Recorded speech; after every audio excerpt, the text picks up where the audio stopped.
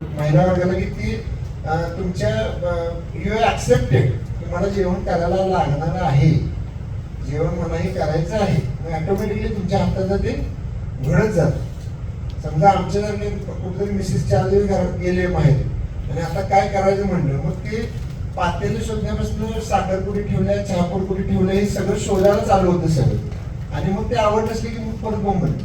म्हणजे आवड जर तुम्हाला असली तर तुम्ही त्या गोष्टी सहजपणे करू शकता. ती काम राहत नाही, ती तुमची एक साधना किंवा ती एक मेडिटेशन सारखं असतं. आणि तुम्ही किती वेळ काम करता त्याला कुठेही त्या गोष्टीमध्ये बाइंडिंग राहत नाही, आणि अगदी सहजपणे तुम्ही ते करत जाता. आणि जर ते करत गेला तुम्ही तर त्यातनं तुम्हाला आनंद मिळतो. जसं मगाशी मी क्रिकेट सांगितलं, क्रिकेट खेळताना पोरं प्रचंड दंगा करत असतात. इतर नुसतं दंगा करायला सांगायचं की होत नाही दुसऱ्याचे, किंवा आणि कुठलाही खेळ करायचं. ते काय होते तर दे आर एन्जॉईंग. म्हणजे खेळत जरी असली तर ती खेळता खेळता त्याच्यातून त्यांना एन्जॉय मिळतो. त्यामुळं जर तुम्हाला आयुष्यामध्ये अशी गोष्ट करायला मिळाली की जी तुम्हाला आवडते आणि ती तुम्हाला जर आनंद देऊ शकत असली, irrespective of how much you are getting, त्यातून तुम्हाला पैसे किती मिळतात हा भाग थोडासा बाजूला ठेवून नक्की तुम्ही त्यात डेव्हलपमेंट करू शकता. म्हणजे कोणाला तरी सांगितलं 50,000 रुपये पगार देतो बरं वॉचमन व्हायचं, असं कोणाला सांगितलं तर माणूस पटकन तयार होणार नाही. म्हणाला काय, पण असं सांगितलं 20,000 रुपये पगार देतो, येशील बसायची नोकरी, लगेच तयार होणार. हा आवडीचा विषय की मला ते आवडते का नाही आवडते. त्यामुळे एक गोष्ट नेहमी लक्षात ठेवा की तुम्हाला काय करायचं हे जर ठरवायचं असेल तर तुम्हाला ते आवडायला पाहिजे. दुसरी गोष्ट, मगाशी मी तुम्हाला एक गोष्ट सांगितली. आता मी कोणाला तरी विचारलं मुलींना, तू काय करणार बा? हॉटेल मॅनेजमेंट करणार, बरोबर? आता हॉटेल मॅनेजमेंट करायचं म्हणजे काय, जाऊन नुसतं तिथे बसायचं खायचं घरला यायचं असं नाही. हॉटेल मॅनेजमेंटला जर तुम्ही गेला तर तुम्हाला नवीन डिशेस तयार करायला, नवीन नवीन एक्सपेरिमेंट करायला लागतात, नव्या नव्या गोष्टी शिकायला लागतात. एखादी गोष्ट तयार असली ती अजून वेगळ्या पद्धतीने आपण कशी करू शकतो यासाठी पण प्रयोग करणं आवश्यक असतं. त्यातनं चांगलं वेगळं काहीतरी केलं तर तुम्हाला मार्केट पुढे किंवा तुम्हाला पुढे त्याच्यातनं स्कोप असतो. घरात कधीतरी दिवाळीला आई सांगते ती चकल्या करायच्या, जरा बस पीठ मळा, नाही मग मी काम आहे, किंवा आपल्याकडे इकडे जसं सांगितलं की नाही मला काय आता ते शक्य नाही. आता जर तुम्हाला किचनमध्ये जायला आवडत नसेल, घरात आईला मदत करायला आवडत नसेल, भाजी चिरायला आवडत नसेल, मग मी काय करते तुमची ते बघायला आवडत नसेल, अगदी आवडतच नाही म्हणजे करायलाच पाहिजे असं माझं काय आग्रह नाही, पण आवडतच नसेल तर 16व्या वर्षाचं हॉटेल मॅनेजमेंट म्हणून काय करणार? रात्रीत कधी इंटरेस्ट बदलत नाही, रात्रीत कधी जादू होत नाही. ती इनबॉर्न तुमच्यात असायला पाहिजे. म्हणजे काही पोरींना सवय असते की काहीतरी किचनमध्ये उगूच कुडबुड करत बसते, दॅट कुडबुड इज देअर लाईकिंग. म्हणजे ती आवड असते म्हणून तिथे जातं ना. माणूस जिथं आवड असते तिथे जातो, उगूच कुठे जात नाही.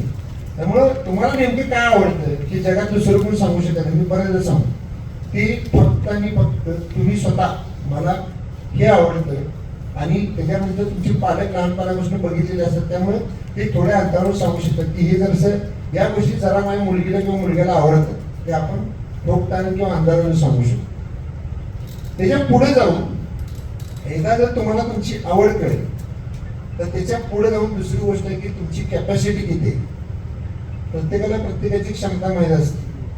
सगळं माणूस दुसरं करू शकतो, पण मला समजा काही मुलांना असं असेल, तुमच्यानंतर 10वीला तुम्ही काही जणांनी अभ्यास केला असेल, काही जणांना रात्री अजिबात जागा जमत, बरोबर आहे ना, आणि काही जणांना रात्रीशिवाय अभ्यासच होत नाही. हे वेगवेगळे प्रकार नाही ना. म्हणजे कुणाला माहीत असते, मला माहीत असते ना.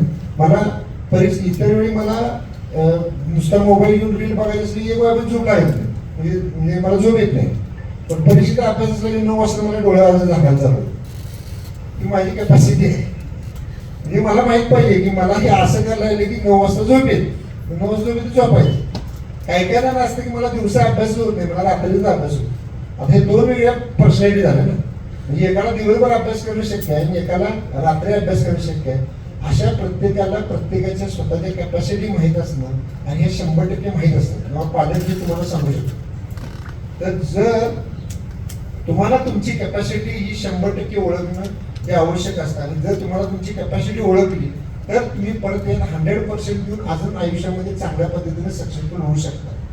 समजा मला मॅथमॅटिक्स आवडत नाही, मला गणित आवडत नाही, आणि वडिलांनी सांगितलं तुला मी बँक मॅनेजर करतो, कसं जमणार? मला गणित आवडतच नाही, मला गुणाकार भागाकार बेरीज वजा ही माझ्या डोक्यातच विषय नाही, मग कसा बँक मॅनेजर होणार? आता हे सगळं झाल्यानंतर या दोन गोष्टी म्हणजे तुमची आवड ते तुम्हाला काय हे तुम्हाला माहीत असणं आवश्यक आहे आणि तुमची कॅपॅसिटी काय आहे हे तुम्हाला माहीत असणं आवश्यक आहे. एक छोटंसं उदाहरण मी तुम्हाला देतो. समजा गरुड पक्षी आहे आणि मासा आहे. आपल्याला काय वाटतं की मासासारखा पाण्यात पोहत असतो त्याला त्याला गरुड पक्षासारखी झेप घ्यायची, शक्य आहे का? मासा गरुड पक्षासारखी झेप घेऊ शकतो का? उलट घ्या, गरुड पक्षाने खाली येऊन पाण्यात माशासारखं पोहू शकतो का? नाही ना. त्या आकाशात त्याचं काम चालू असणार आणि माशाचं पाण्यात तो पोहत असतो. ह्या दोघांची स्वतःच्या कॅपॅसिटीज वेगळ्या वेगळ्या आहेत. गरुड पक्षी आकाशात उंच ढगाच्या वर उडू शकतो, ही गरुड पक्षीची कॅपॅसिटी आहे. आणि मासा हा पाण्यात कसाही पोहू शकतो, कुठेही, किती आत वर कसाही, ती माशाची ती कॅपॅसिटी आहे. जर उलट करायला गेलो तर आपल्याला ते कधीही शक्य होणार नाही. दुसरी गोष्ट, प्रत्येक पालकाला असं वाटत असते की माझा मुलगा विराट कोहली किंवा MS धोनी व्हायला पाहिजे, फॉर एक्झाम्पल इन क्रिकेट, किंवा आणि कोण मग ऍक्टर असेल तर त्या पद्धतीने व्हायला पाहिजे असं प्रत्येकाला वाटत असतं. मी एक मजेशीर उदाहरण असं नेहमी सांगतो. पूर्वी आपल्याकडं जर झिरोचा बल्ब लावायचा, झिरोचा नसतो, झिरो बल्ब म्हणतात ना, झिरोचं बल्ब किती वॅट असतं? 10. 0 वॅट असतं. बल्ब असतो छोटा, बघितलं का झिरोचा बल्ब? नाही, झिरोचा बल्ब म्हणून एक बल्ब आपण गेलो दुकान माहिती देतात, तर ते असतं 10-15 वॅट, म्हणतात झिरोचा बल्ब. आता मगाशी मी तुम्हाला सांगितलं, परत क्षमता आणि पालकांच्या अपेक्षा. झिरोचा बल्ब म्हणजे 10 वॅटचा बल्ब, 10 उदाहरण. काही बल्ब 100 वॅटचे असतात, काही बल्ब 500 वॅटचे असतात, काही बल्ब 1000 वॅटचे असतात. कुठे कुठे वापरतो हे बल्ब आपण? आता तुम्ही 1, 2, 3, 4 सांगायचे. हे बल्ब जे वेगवेगळे आहेत ते कुठे कुठे वापरले जातात? हे कशा का झिरोचा बल्ब कुठे वापरायचा, 100चा कुठे वापरायचा, 500चा कुठे वाटचा वापरायचा, 1000चा कुठे वापरायचा? 500चा म्हणजे हॅलोजन, 1000चा म्हणजे हॅलोजन. कुठे कुठे वापरतात ते? मला कोणीतरी सांगितलं की 1000 वॅटचा बल्ब हा देवघरात वापरतात. कुठे वापरलं सांग, तू सांग. 1000 वॅटचं का बघितलेलंच नाही कुठे? हॅलोजन पण बघितलं नाही. हॅलोजन तू थांबा सगळं, तू बघितलं हॅलोजन बघितलंस का? कुठं वापरलं 1000 वॅटचं? कुठं लावलेलं बघितलंस का? कुठं? तुमच्या मोठ्या हॉलमध्ये वापरलं, घराच्या हॉलमध्ये वापरलं, देवघरात वापरलं नाही वापरलं. बघ, छोटा बल्ब असतो आणि ते म्हणजे रात्री झोपताना वगैरे तो छोटा जुन्या घरामध्ये अजून लावतो, तो बल्ब हॉलमध्ये नेऊन लावतो. का लावत नाही?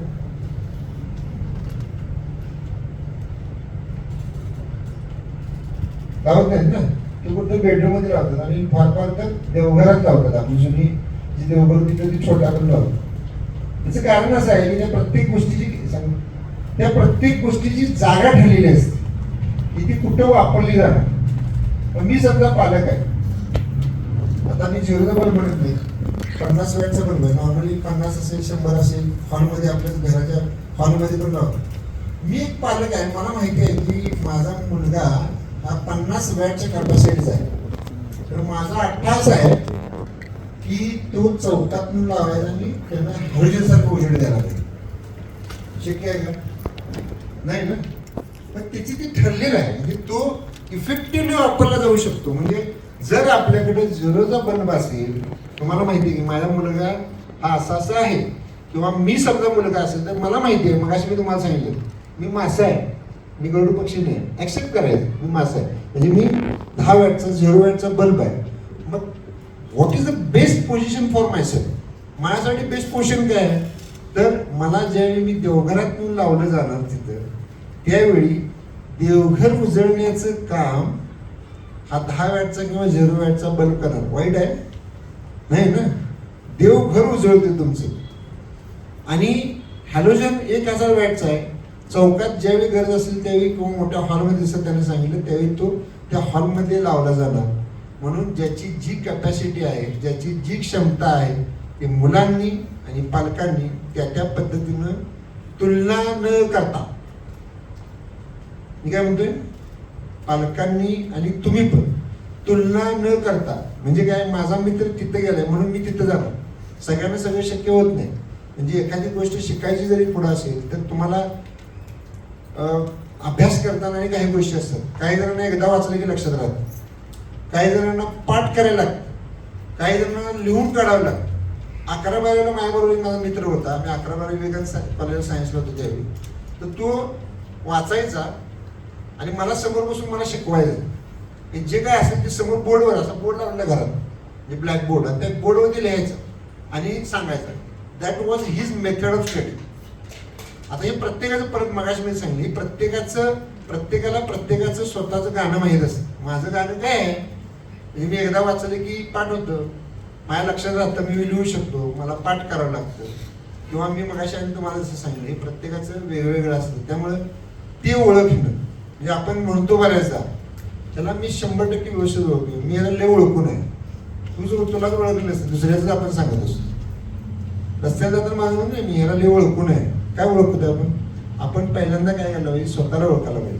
मगाशी ज्या गोष्टी मी तुम्हाला परत सांगितल्या की तुमची आवड काय आहे, तुमची कॅपॅसिटी काय आहे, आणि हे जर ह्या जोडीचे जर आपण सांगड घातली तर त्याच्यासारखं बेस्ट करिअर हे कुठलंही होऊ शकत नाही. मग आता हे कसं कळायचं किंवा ह्या गोष्टी समजायच्या कशा, कारण आपण जोपर्यंत त्या फ्लोमध्ये नसतो तोपर्यंत आपल्याला त्या गोष्टी कळत नाही. म्हणजे मला उद्या जर सांगितलं की लॉ बद्दलची माहिती डिटेल सांगा, मी नाही सांगू शकत. त्याचं कारण मी त्या फील्डमध्ये नाही आहे, मी तिकडे जात नाही. मग ज्यावेळी आपण तिथं जातो ते जर माहीत करून घ्यायचं असलं तर मला काय करायला पाहिजे, लॉची माहिती जर पाहिजे असेल तर लॉ या क्षेत्राशी निगडीत जी लोक आहेत त्यातले काही प्राध्यापक असतील, काही वकील असतील, या लोकांना मी जाऊन भेटायला पाहिजे. आणि मी त्यांच्याशी भेटल्यानंतर, बोलल्यानंतर, माणूस तुमच्याशी 1 तास बोलल्यानंतर 2-3 वाक्य तुम्हाला कनेक्ट होत असतं, हे मला करायचं आहे किंवा हे मला करायचं नाही. आणि मी तुम्हाला परत सांगतो, परवा एक असंच एका ठिकाणी मला एक मित्र भेटला, म्हणजे झाला तिथे गेल्यानंतर मित्र. तर त्यावेळी साहेब आता आपण म्हणतो तुमच्या त्या बऱ्याच जणांच्या डोक्यात असते की मला स्पर्धा परीक्षा करायची, ठीक आहे, काही जणांच्या डोक्यात असतं. तर त्या मित्रांनी सांगितले की माझे वडील ॲडिशनल कलेक्टर म्हणून रिटायर झाले, माझे काका DYSP होते. मग मी त्याला सांगितलं तू काय करतोस, तर मी म्हटलं मी म्हणजे अशीच ओळख झाली ना आणि मित्र झाला. तर तो म्हटला मी कन्स्ट्रक्शन फील्डमध्ये आहे. म्हटलं असं काय, तर त्यानं सांगितलं की माझे काका आणि माझ्या वडिलांनी गव्हर्नमेंट जॉबमध्ये ज्या गोष्टी बघितल्या त्या गोष्टी आपल्या मुलांच्या वाट्याला येऊ नये असं त्यांचं म्हणणं आहे, म्हणून त्यांनी आम्हाला तिकडे नेलं नाही. आता मी काय सांगते, ॲडिशनल कलेक्टर आणि DYSP झालेले लोक त्यांनी आपल्या मुलांना कन्स्ट्रक्शन फील्डमध्ये घातलं. त्यांचं म्हणणं काही ही फील्ड चांगलं नाही आहे, तू इकडे येऊ नकोस. तर मी त्याला म्हणलं मग तुझं काय नाही, पप्पांनी घातलं म्हणून गेलं, मग आता चाललंय माझं. मग तुला आवडेल, चाललंय माझं. हे लक्षात ठेवा, हे चाललंय माझं जे प्रकरण आहे, ह्या चाललंय माझ्यातनं तुमची यशस्वी होणं, स्वतःची डेव्हलपमेंट होणं, स्वतः पुढे जाणं, या गोष्टी होऊ शकत नाही. आणि आयुष्यात ओव्हरनाईट कुठला चेंज नसतो, रात्रीत कुठला बदल आयुष्यात कधी घडू शकत नाही. याचं कारण असं आहे की तुम्ही एकदा कुठेतरी पास झाला, नोकरी लागली, आपल्याला वाटते मला 1 लाख रुपये पगार मिळाला पाहिजे, गाडी मिळाली पाहिजे, सगळं अशी जादू झप झप झप झप झप झप व्हायला पाहिजे असं वाटतं. असं नाही. तर त्याच्यासाठी तुम्हाला कन्सिस्टंटली एफर्ट घेणं आवश्यक असतं. आणि मगाशी एक छान मुद्दा कोणीतरी सांगितलं, you should have some excellence within you. तुमच्याकडे काहीतरी एक्सलन्स हा असणं आवश्यक असतं. आणि हे सगळं करायचं असेल तर काही गोष्टींचा त्याग करावा लागतो. मी मगाशी तुम्हाला विराट कोहलीचं नाव सांगितलं, मध्ये बघता बघता मी इंटरव्ह्यू त्याला बघितली, तो दिल्लीचा. त्याने सांगितले मला पूर्वी छोले भटुरे खूप खायची आवड होती, पण ज्यावेळी मी या फील्डमध्ये आलो आणि ज्यावेळी मला फिटनेसचा इम्पॉर्टन्स कळला, फिटनेसचं महत्त्व कळलं, त्यामुळे गेली 8 वर्ष मी कधीही छोले भटुरे खाल्ले नाही.